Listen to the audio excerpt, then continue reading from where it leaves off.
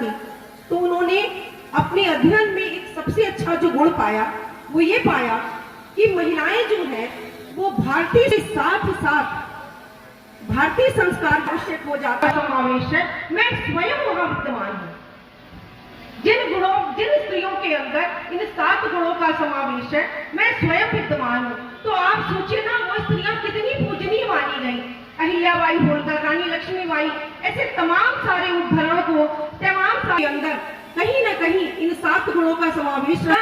और बोला जाएगा, हम स्त्रियों का दायित्व है कि इस देश के गौरव आधारित इतिहास की कहानियां, सद्गुणों सदाचार के प्रेरक चरित्रों की कथा सुनाकर तथा भजन ग्रंथ वाचन अगली पीढ़ी को संस्कारवान बनाने के लिए बेहद आवश्यक है कि हम इन बातों को सजो के भाव नहीं लाएंगे कि हमें सही मार्ग पकड़ के चलना है, धर्म का मार्ग पकड़ कर चलना है, हमें एक सच्चा सनातनी बनना है, एक सच्चा हिंदू राष्ट्र का भक्त बनना है। और मुझे अगर हिंदू राष्ट्र बनाना है और हिंदुत्व का अगर अलख जगाना है तो हमें अपने बच्चों को संस्कार देना पड़ेगा, क्योंकि हम तो आज आप सभी के बीच हैं। हम निवेदन करेंगे, अनुनय विनय करेंगे। गुलामी और कबेड़ियों में झगड़ा हुआ देश, तो इस गुलामी के बेड़ियों से इस भारत माता को मुक्ति दिलाने के लिए देश के अलग अलग राज्यों में क्रांतिकारियों की ज्वाला दधक रही थी।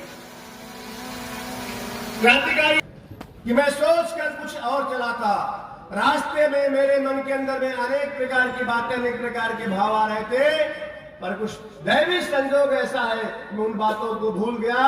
पर आज मेरे मुंह से जो शब्द निकला है इसको याद करना। वो कहते हैं कि अगर सनातन का उत्थान होगा तो भारत का उत्थान